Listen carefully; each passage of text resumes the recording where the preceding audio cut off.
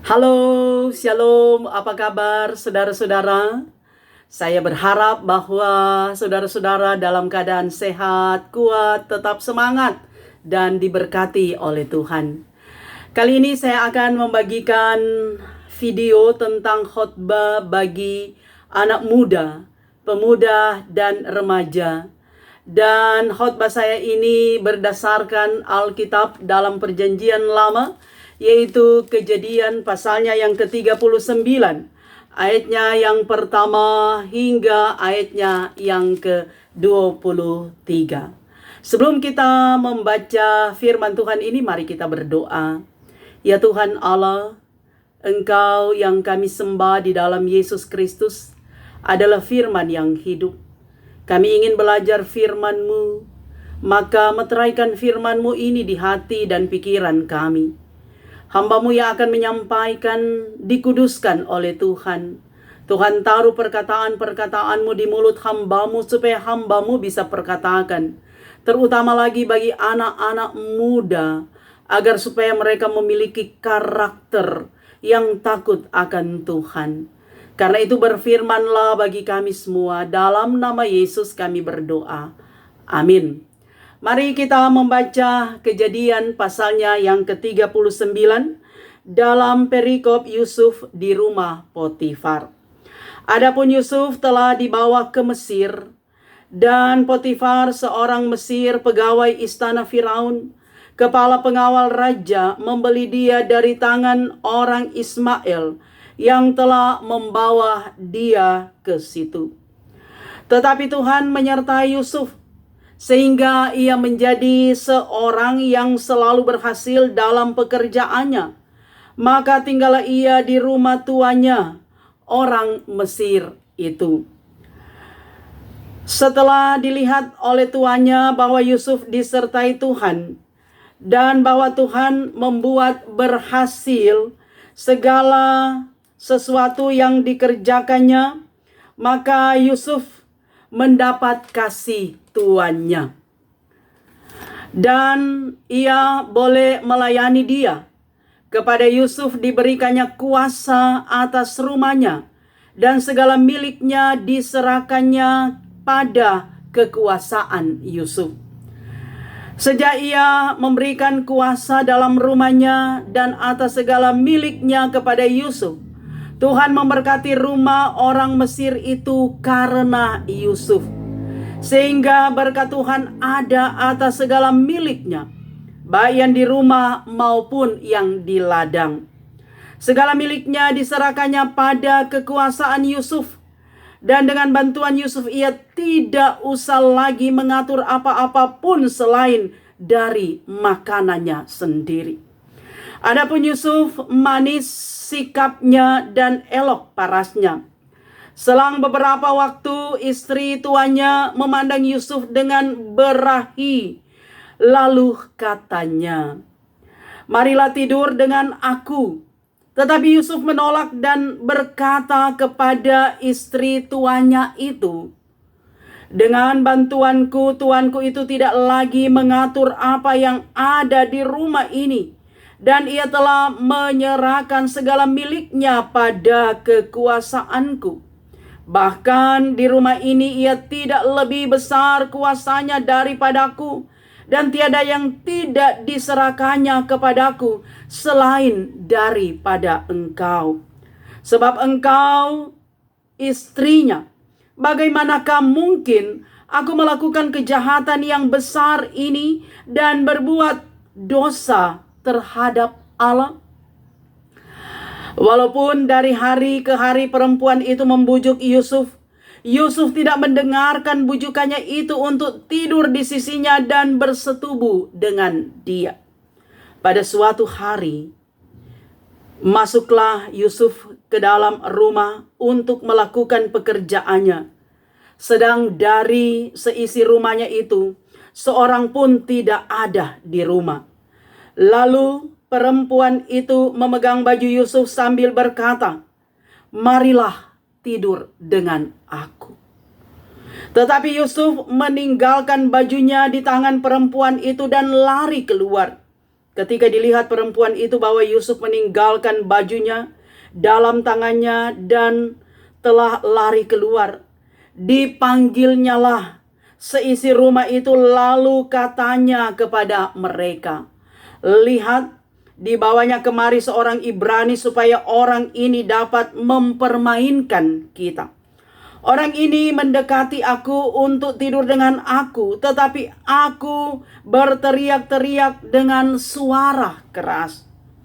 Dan ketika didengarnya bahwa aku berteriak sekeras-kerasnya, ditinggalkannyalah bajunya padaku, lalu lari keluar. Juga ditaruhnya baju Yusuf itu di sisinya sampai tuan rumah pulang." Perkataan itu jugalah yang diceritakan perempuan itu kepada Potifar. Katanya, "Hamba orang Ibrani yang kau bawa kemari itu datang kepadaku untuk mempermainkan aku. Tetapi ketika aku berteriak sekeras-kerasnya, ditinggalkannya bajunya padaku, lalu ia lari keluar." Baru saja didengar oleh tuannya perkataan yang diceritakan istrinya kepadanya, "Begini begitulah aku diperlakukan oleh hambamu itu," maka bangkitlah amarahnya. Lalu Yusuf ditangkap oleh tuannya dan dimasukkan ke dalam penjara, tempat tahanan-tahanan raja dikurung. Demikianlah Yusuf dipenjarakan di sana.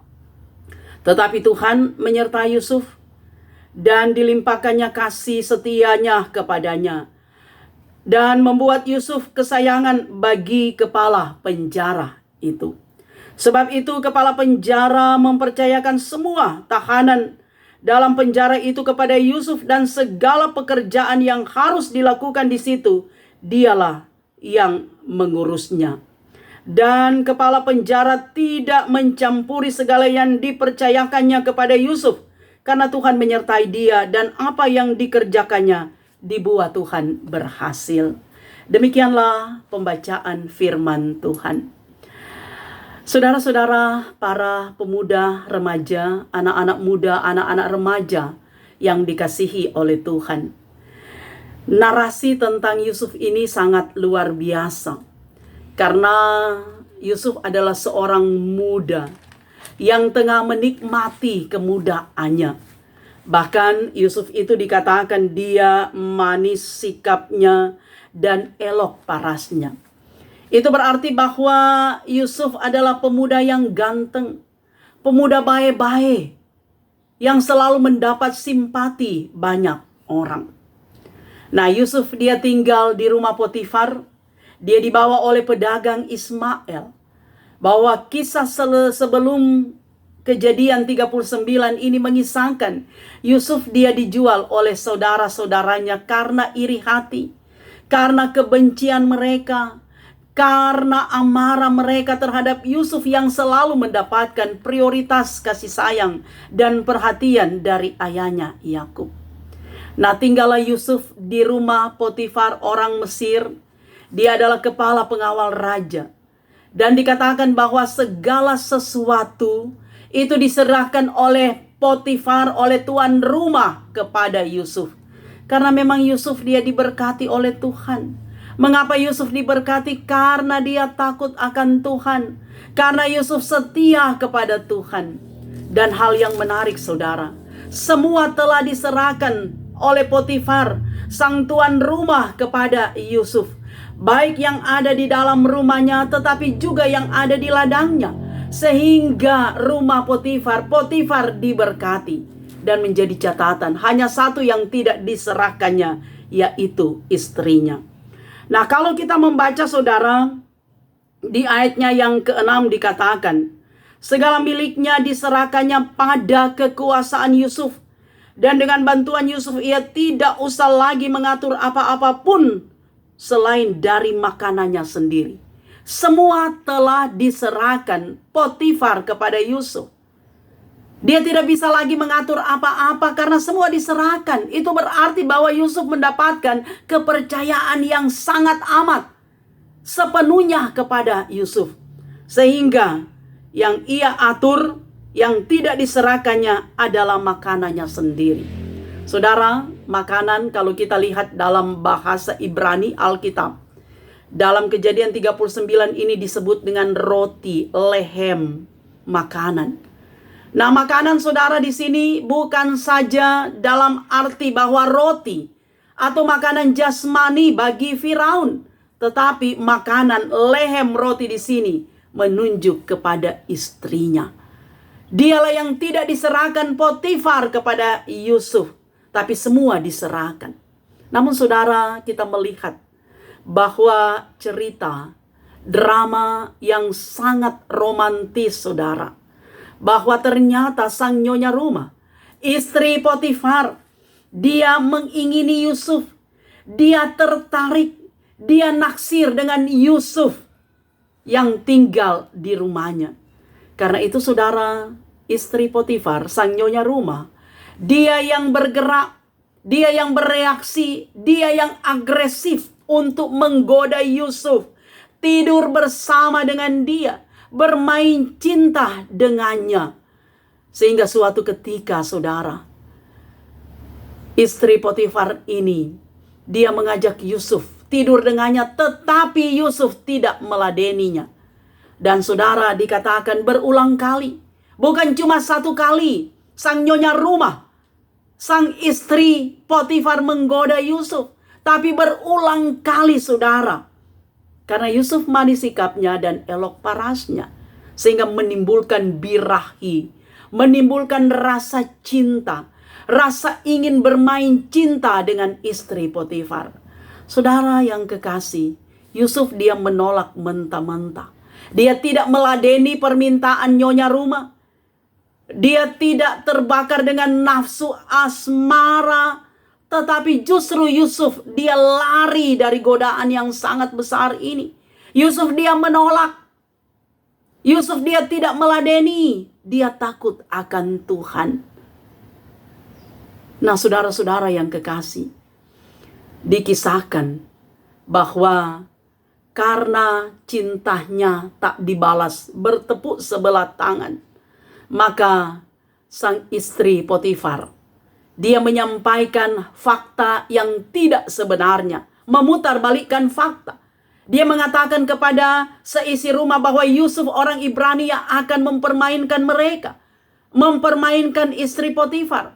Bahkan mengatakan kepada Potifar ketika Potifar datang bahwa Yusuflah yang ingin bermain cinta dengannya. Yang ingin mempermainkannya. Sehingga Yusuf meninggalkan bajunya di tangan perempuan ini. Sehingga saudara, suami mana yang tidak akan marah ketika istrinya digoda oleh laki-laki lain. Sehingga hal ini, cerita sang istri, kebohongan sang istri, membuat Potifar marah dan menjebloskan Yusuf ke dalam penjara. Namun saudara, narasi ini bercerita bahwa Yusuf tetap disertai Tuhan. Yusuf tetap dijaga Tuhan. Yusuf tetap dilindungi Tuhan. Yusuf tetap ada dalam penyertaan Tuhan. Sehingga kepala penjara mempercayakan semua tahanan yang ada dalam penjara dalam kuasa Yusuf. Sehingga Yusuf dia bekerja dengan tenang. Saudara yang kekasih, sangat luar biasa. Bahkan barangkali kita mengatakan ironis cerita ini. Yusuf yang tidak bersalah kok bisa disalahkan. Yusuf yang tidak berbuat kok bisa dipenjarakan. Saudara yang kekasih di dalam Tuhan, itulah fakta yang dikisahkan dalam kitab Kejadian. Barangkali saudara, kalau saya bertanya kepada anak-anak muda sekarang, kalau kalian jadi Yusuf, kalau kalian digoda dengan godaan seperti ini, apakah kalian akan bertahan tidak tergoda? Apakah kalian akan lari dari godaan ini? Apakah akan seperti Yusuf atau bagaimana? Saudara, tantangan-tantangan sekarang ini sangat banyak. Kadangkala saudara, anak-anak muda terpengaruh dengan seks bebas, dengan pergaulan-pergaulan yang tidak sehat, yang menjerumuskan mereka dalam dosa. Sulit saudara untuk mendapatkan figur Yusuf di zaman yang semakin edan sekarang ini. Jarang sekali saudara orang anak muda tidak tergoda seperti Yusuf. Apalagi ada kesempatan. Sama dengan Bang Napi bilang, kejahatan itu terjadi bukan karena niat penjahat, niat pelaku, tapi karena ada kesempatan. Nah, ini adalah kesempatan saudara. Ketika orang tidak lagi berpikir sehat, ketika orang dikuasai oleh nafsu, pasti akan tidur bersama dengan istri Potifar, bermain cinta karena kesempatan, ada peluang saudara. Tapi Yusuf tidak. Karena apa saudara? Karena Yusuf setia kepada Tuhan. Yusuf tahu bahwa itu adalah perbuatan dosa. Yusuf tahu bahwa itu adalah tindakan yang tidak benar. Dia harus melarikan diri dari godaan iblis ini. Sekalipun dia harus dipenjarakan. Tetapi kita melihat kesetiaan Yusuf kepada Tuhan. Rasa takut Yusuf kepada Tuhan itu berbuah manis. Yusuf sekalipun dipenjarakan, tapi pada akhirnya di ending cerita tentang drama Yusuf ini, dia menjadi mangkubumi di Mesir. Kakak-kakaknya yang menjualnya akhirnya mereka di akhir cerita dalam Kejadian 50, mereka menawarkan diri jadi budak. Karena bukankah Yusuf dia pernah bermimpi bahwa matahari, bulan, dan bintang-bintang menyembahnya? Bulir-bulir gandum dari kakak-kakaknya menyembahnya. Nah, itu berarti Yusuf menjadi pemimpin, jadi kepala, bukan jadi ekor, saudara. Itu menjadi kenyataan. Karena itu saudara, anak-anak muda, mari selalu setia kepada Tuhan. Mari hidup taat kepada Tuhan. Mari selalu bangun relasi yang baik dengan Tuhan. Akrab dengan Tuhan, agar supaya ketika godaan-godaan zaman ini datang, anak-anak muda, engkau tetap bertahan, tetap berdiri tegak pada imanmu, tetap setia kepada Tuhan. Tidak terjerumus pada hal-hal yang negatif yang akan merusak kehidupan masa mudamu. Andalkan Tuhan seperti Yusuf. Anak-anak muda sekarang lebih pintar, lebih hebat. Apalagi dengan dunia IT, soal IT. Anak-anak lebih hebat dari orang tua. Anak-anak muda, pergunakan talentamu dengan baik. Pakai waktu Tuhan ini dengan semaksimal mungkin. Berprestasilah dengan semua potensi yang Tuhan anugerahkan bagimu. Ketika engkau ingin supaya masa depanmu gemilang, maka rancanglah itu sejak engkau masa muda. Aturlah strategi yang baik agar supaya engkau bisa mencapai cita-citamu. Bapak Samratulangit mengatakan, gantungkanlah cita-citamu setinggi gunung. Artinya saudara, punya dream, punya mimpi, punya obsesi. Dan wujudkanlah mimpimu, obsesimu, cita-citamu itu dengan perjuangan, dengan kerja keras, dengan ketekunan, dengan kesetiaan kepada Tuhan yang selalu disertai dengan doa. Tidak ada sukses yang instan. Tidak ada keberhasilan yang instan. Kalau itu ada, itu hanya semu. Itu hanya sementara, saudara. Tapi setiap sukses, setiap keberhasilan harus disertai dengan kerja keras. Jangan berpangku tangan saja. Jangan tidur, jangan malas. Karena orang malas, iko mata, bukan iko mau. Orang rajin itu yang iko mau. Mendapatkan apa yang harus, yang pantas didapatkan. Miliki karakter Yusuf. Jadilah pemuda yang punya integritas, yang menikmati kemudahan ini dengan selalu mengandalkan Tuhan, yang punya tanggung jawab yang besar kepada Tuhan. Sehingga walaupun masih muda seperti Timotius, tidak akan dianggap muda. Nyanda ada orang memandang enteng kalau kalian punya integritas.